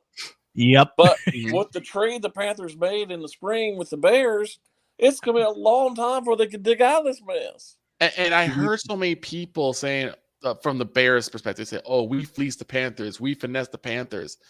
You for real? Yes, I am. And it just seems like, what do you mean? You got DJ Moore, who didn't really do much when he was in Carolina. Thank you. You know what? You know the most winningest program I called games for while I was in North Carolina? These guys right here, the Lewisburg Hurricanes. And I was with them for half a season for basketball, softball, and baseball. If you're Carolina, both of these teams are so incompetent they don't realize what they gave up. Well, yeah, let's go to the Hornets. To me, it's a lot harder, especially when you're a mid to small market team like Charlotte is, what the Hornets are. Yep. And they continue to kind of draft in like the mid to late first round every year. You cannot win that way. You can't, because you're not going to attract any free agents to Charlotte. You're just not. You're just not. Nope. And they need to trade LaMelo Ball whether they like it or not. Oh yeah, they shouldn't have drafted him in the first. They shouldn't have drafted him in the first place. I mean, he might be good, but I mean, he's literally it. Yeah, he's the only weapon that you really have. And they still haven't sold out it. And they still haven't sold out a game in 3 years. And they're not going to. Nope, they're not. They're not going to sell out a game. The one game I had a chance to do at the Spectrum Center against the Spurs, you know, they only drew 12,000 that night. I'm not surprised. They only drew 12,000 that night. They got torched the other night by the Bucks. Yep. Torched. They got torched. They got smacked. They got every other thing that that you can think of. This franchise will never get it right until they blow up the administration and start again. Ever. Well, like I said, the way the NBA is set up, they're not going to win as currently constituted because you're not going to be able to trade well enough to get decent players. You're not going to get any free agents. I mean, and then drafting, in the 15 to 20 range every year, you're not going to get any decent players. Now, is that because Carolina's too small of a market or too small of a metro? Because a lot of teams that I've seen, they get a lot of these like big metropolitans.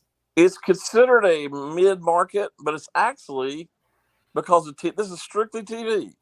But it's actually Charlotte's actually a bigger city than Atlanta proper. Now, Atlanta Metro is much bigger. Yep, but Atlanta proper is much smaller than Charlotte is. And you wonder why things don't go right in But you're Charlotte. not going to get top-notch trades are not coming to Charlotte. They'll come to the NFL because of the salary cap. Right. It's much more, to me, more of a hard cap than the NBA is. It is. So you don't get players. It is. And Cool McCain just said it. They drafted Brandon Miller, number 2. That's a microcosm. That's a microcosm of the reincarnation of the Charlotte Hornets. They will never equal the era when they had Larry Johnson, Muggsy Bogues, Alonzo Mourning, and their coach at the time, I'm blanking on his name. I got it. Alan Bristow. Alan Bristow. When they beat the Celtics in a first-round series. That's as good as it was for the Charlotte Hornets. Haven't been good since. Well, I remember when I was at a student at Appalachian. I remember they came up during the playoffs. They came up to train at Appalachian, and it was like the Beatles were there. Yeah, I mean, I'm not kidding you. I mean, their bus was out front, and there was just so many people out there trying to get autographs. And this is obviously for selfies and everything, but I mean, get autographs and whatever they could to see these guys. No, if they came out there now, I doubt anybody would come. And it hasn't happened.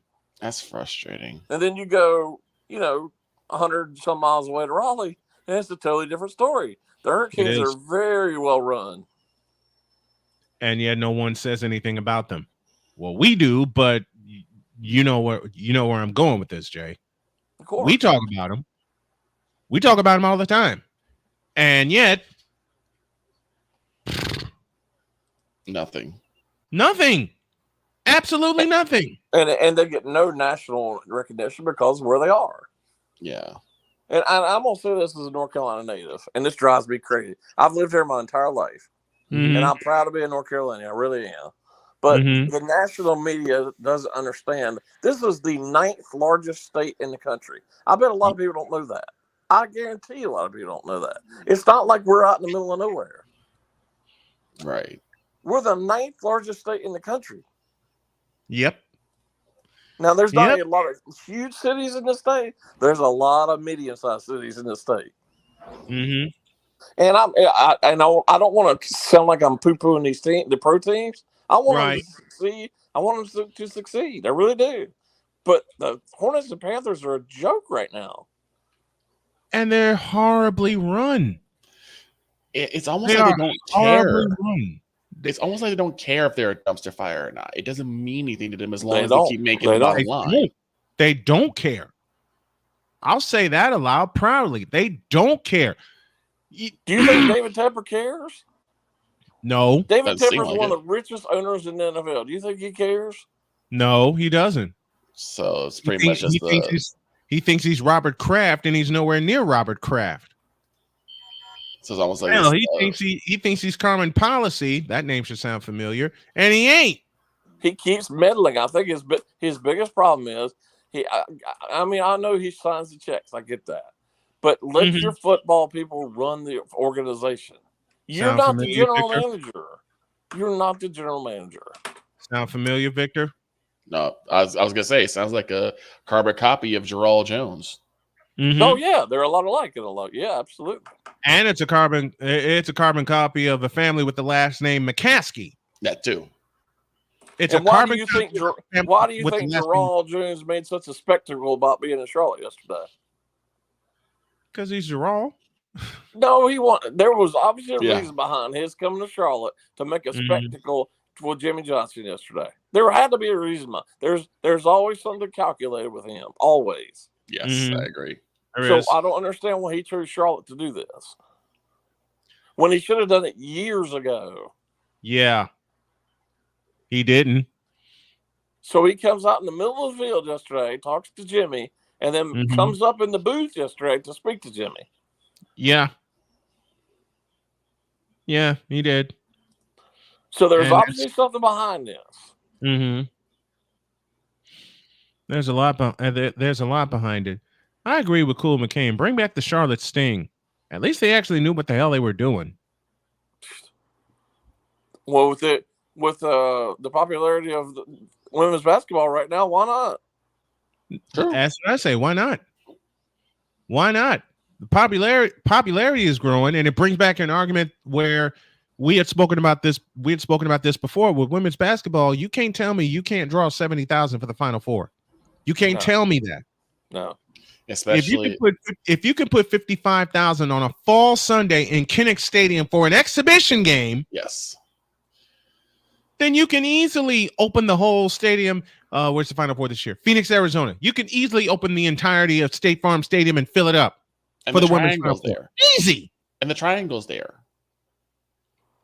The triangle's there. Where I mean, college basketball to me, I always put synonymous with North Carolina because of the teams that are there. But they'll never do it. And David Tepper's too chickens to open his stadium to women's basketball. Do I need to say any more? Well, like I told you, Snowman, 3 or 4 weeks ago, whenever it was, or maybe back in the summer, there has to be a reason where, again, I don't follow her, but I do respect her. Why, for some unknown reason, Taylor Swift did not play in North Carolina this entire year when she played all over the country and the world. When they have a 75,000 seat stadium in Charlotte, North Carolina, where she did not play at all. Nope. So and David owns the stadium. So you tell me why she didn't come here this summer. That's a good question.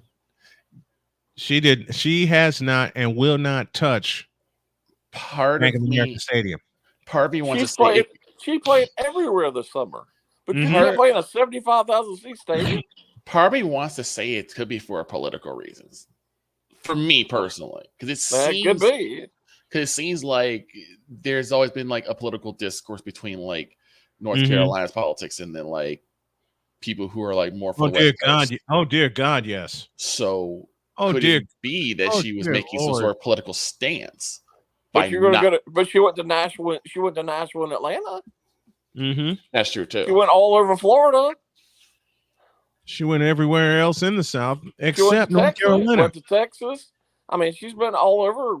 What you consider right conservative Republican areas. Mm-hmm. But you don't come from 75,000 seat stadium. Then she announced more dates and still not coming here. And she won't either until David Tepper's gone. Until David Tepper is gone. Well, look how poorly he's. He owns the soccer team down there too. Look how sorry they're doing too.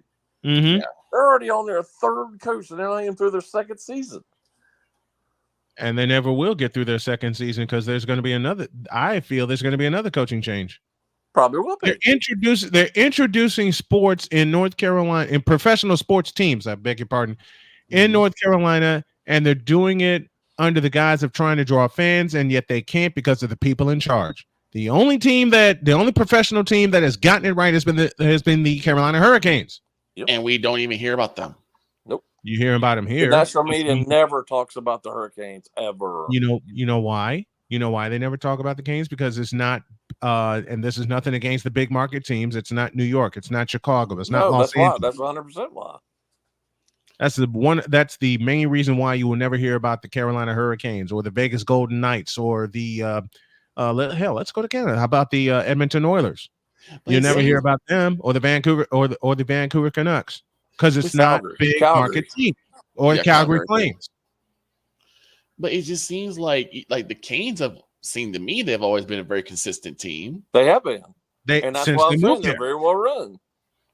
Since they moved there, they've been a very consistent team. Since they moved there. And you know what was the odd part about it was that they kept the same ownership when they moved down there from Hartford. And the people I've got a real good friend who's from Connecticut. He thought, and he and a lot of other people out there thought he was a joke. Victor Carmanis was a joke. But now down here, I don't know what's changed. They have a Stanley Cup in there. They have a Stanley Cup in their stable. I was going to say, they got Stanley Cup. And they have a huge following. Oh, yeah. Huge following. Oh, yeah. And they just announced they're going to spend millions of dollars to renovate the area and the arena. Yep. It's PNC Arena is going to get one hell of an upgrade. PNC Arena is going to get one hell of an upgrade. It sure are. And the surrounding areas too. Mm-hmm. Because if you've ever been there, I mean, there's really nothing there other than the fairgrounds are there and the NC State football stadium is right there, but there's really nothing there.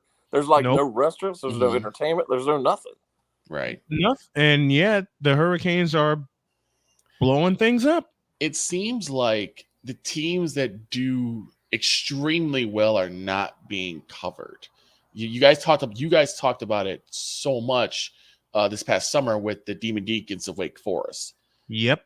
And how great they were doing. And they were not even getting local. Well, they weren't. All you had to do was watch the College World Series. You don't even have to watch the College World Series. Watch the NCAA tournament for the first round up to the College World Series. It was all about Florida and LSU. It was all about Florida and LSU. When Wake was the overall number one seed. Right. You know something? They were waiting, and Jay and I talked about this all summer long. They were waiting for the Demon Deacons to fall. Yet the Demon Deacons carried the number one ranking for their team for what? 11 weeks? Months. Yeah. I mean, it was all about LSU. Everything when Wake played LSU, it was all about LSU. Which is ESPN made it like all about LSU. All about it. Yeah. Mm-hmm. So that's a bad pattern then, because it is a bad pattern between Wake Forest and the Canes. You can't be bothered to look how good a game that was. They had, I mean, one of the best college baseball games ever in many people's minds. Yes. Yep. And you're going to talk about LSU for the entire 2 weeks of the tournament or a week and a half or whatever it is. Yep. That's all they talked about. And that's all they were waiting for. Florida and LSU. Jay called this before Wake Forest even got to the ACC tournament, and they blew the doors off the ACC tournament. Nobody, in fact, I think, Jay, if I remember you telling me correctly, Wake Forest won every single game in the ACC tournament by double digits. No, that was the NCAA tournament. NCAA tournament. They lost the ACC tournament. Okay. Because they had to move. They ended up playing the semifinals simultaneously at NC State and Durham. I'm sorry, Carolina and Durham because of the weather. The weather was horrible. They had to get the games in. So they moved Wake Miami to UNC, and Wake lost to Miami in the semifinals. Yeah. This is a very but they backwards still way. remained the number one seed once the tournament was announced. Yeah. Yeah, they still had that number one seed. But they dominated. I mean, dominated the NCAA tournament until the World Series. They were killing teams in the NCAAs. I mean, they beat Maryland like a drum. Mm-hmm. Several times. Yep. It just seems like that's a very backwards way of doing things. You're going to prop up the two worst franchises in both the NBA and the NFL. Mm-hmm. Yep. And yet you're going to hide your gems like Wake Forest and the Carolina Hurricanes. That's the way the state is. That's so backwards. This state is all about University of North Carolina and the Panthers. And I know this generally overall, this is not a Duke state. Duke is more of a national name than right. Duke. Yeah. You have a point. And I'm from the state. I was born on Camp Lejeune. Mm-hmm. So as soon as probably remember, I've always been a big fan of Carolina sports, and it's like, how can you be now? Well, a lot of them, at least for college sports, there's a lot of people who just do not care about college football for whatever reason. I don't understand it, and there's a lot more who, like during college basketball season, I have a good friend who's a Carolina graduate, and all he talks about is Duke and Carolina. Well, they don't even play until February. Right. I hate Duke. And I go back to the Final Four a couple years ago. They did not care in the least that they lost to Kansas in the national championship. All they cared about was Duke in the Final Four. Right. And that mentality just drives me nuts. Right. Same here. As Herman Edwards says, you play to win the game. You don't play to beat Duke. You play to win the national championship. Right. It's like a lot of teams you play to win it all. Do you think if Duke won that year, had they beaten Kansas, had they beaten Carolina, and beat you think they would have felt the same way? No. Hell no. No. Listen, if they beat Carolina in the Final Four, they're thinking next game ahead, we're playing for the national championship. Absolutely, as you should. Agreed. We're playing for the national. Had Duke won that game, they would be thinking we're playing for the national championship. Right. Nothing else matters. We're playing for the national championship. End of story. Big trophy. You always want to go for the big trophy. You always want to go for the ring. You always want to go for that top title. That should be every competitor's mindset should be that. Not, we're going to beat our rivals. We won the semifinal. We won the semifinal. We don't care about the championship now. And that's why it cost them in the national championship game. They didn't show up. The second half, they went to sleep. They went to sleep second half. Second half of the game, they completely went to sleep. And I took so much flack for saying what I did on social media. And the Carolina fans just ripped me a new one. And I'm sorry. I'm not going to change my mentality on that. Don't. The thought that you only win to beat you play to beat Duke is absurd. Sorry to say, Snowman, a lot of Sox fans are kind of like that too. They just want to crosstown to beat the Cubs. And it's like you need to be worried about the World Series. You need to getting back to the World Series. You need Series. to be worrying about your own division, which is a comedy division in and of itself. Why are you worrying about beating the Cubs when you can't even beat teams in your own division? I've said that here, on and off air.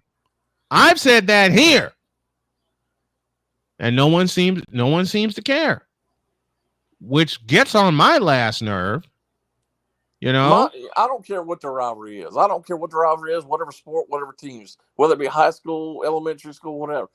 Why are you worried about another team when you ought to worry about yourself? Right. Because that's how they are. It's like why do the Red Sox worry about what the Yankees are doing? Who cares? Exactly. Sure. And they're not worried about themselves. I don't see the Braves worried about what the Phillies are doing. Right. I don't see the Phillies worried about the Braves are doing. Now they might in the office, and like yesterday, they signed Aaron Nola. I don't think there's any coincidence they signed Aaron Nola because they thought the Braves were going to get him. But they're not going to come out and say we were worried about the Braves signing him. Nope. They're But not. the Red Sox people are going to say, well, we're worried about what the Yankees are doing. You need to worry about your own. You need to worry about Worry your own. about yourself. Don't worry about other teams and schools. Exactly. Yes. You need to worry about yourself. And as long as you don't worry about yourself, then other teams will always beat you. It's kind of, like, with this week coming up, with all this going on at Michigan, worry about yourself. Don't worry about what's going on at Ohio State. And they're exactly worried about Ohio State, and that's why they're going to get a foot put in their ass. They're worried about what's going on. They're worried about two things. One, what's going to happen with Jim Harbaugh, and two, they're worried about what's going on in Columbus. And that's why Ohio State is going to march into Michigan and put a foot right in their ass. Yep. They're going to march. Michigan is going to come out with their heads because they won their 1,000th game. Because they won their 1,000th game, they're going to look past Ohio State, and Ohio State is going to kill them. I said it. They're looking past Ohio right now. They are looking past Ohio State. That's not good. They're looking way past Ohio State because they won their 1,000th game. Well, it's a similar mentality. I know it's bigger stakes. I understand it. But it's a similar mentality how they look at each other as the way Carolina and Duke look at each other in basketball. They both think about each other 365 days of the year. Yep, they do. They do. Worry about what's going on in your own building. Which they won't. Control the controllables is what people say, and that's 100% right. Right. You can't control what's going on in Ohio State and vice versa. You know what? Cool McCain brought up a very good name that we can end this discussion on about worrying about what others are doing and what others are thinking. Caleb Williams. The first few games of the year where USC was putting up 50 points, we're doing fine. Right. Everybody was on the Caleb Williams hype train.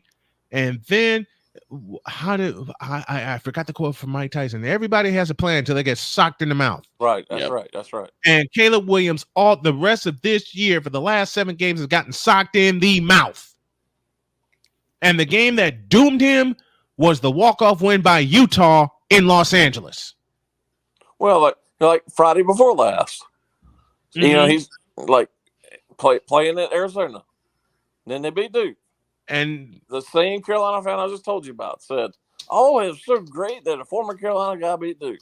And I said, first of all, why does that even matter? And second, I said, do you think Duke's going to remember that in March and that they lost to Arizona in early November? No.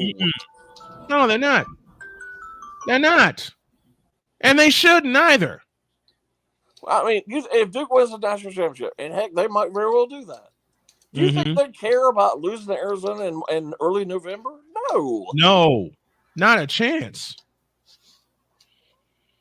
Not a chance. And they shouldn't worry about it either. And we got to go. Jay Spivey joins us as he does every Monday. Look for the new Jay Spivey Notes section on the YouTube page as well as on snowmanmultimediasports.com, and the return of Snowman in the morning.com will happen in January. Thank you, Jay, so very, very much. We love you. We'll talk to you next week. Thank you, guys. Have a great week and good Thanksgiving.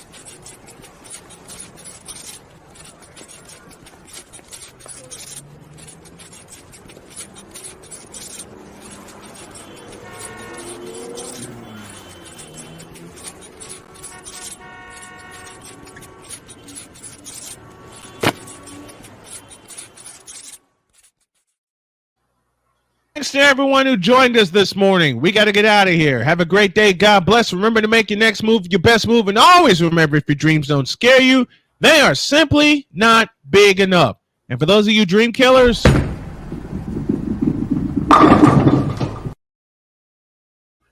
as we get out of here today, I leave you with the words of the late Robert Montgomery Knight. When my time on earth is gone and my activities here are past, I want they bury me upside down and my critics can kiss my Gotta love that. Rest in peace, Robert Montgomery Knight. We're out of here. See you tomorrow.